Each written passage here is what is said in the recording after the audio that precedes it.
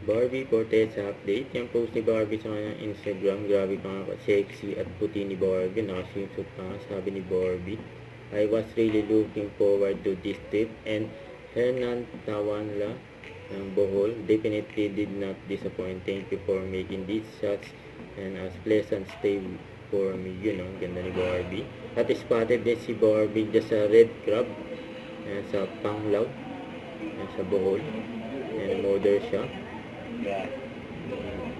Ayan pa yung food. Ayan, may update siyang menu. Ayan, naghihintay siya ng kanyang order. Ayan, nawag si Barbie. Nakaway pa nga siya sa nag-video. Ito post ng Barbie natin, you know. Ang galing sumayaw ni Barbie. Kasi yung mga reaction niya eh.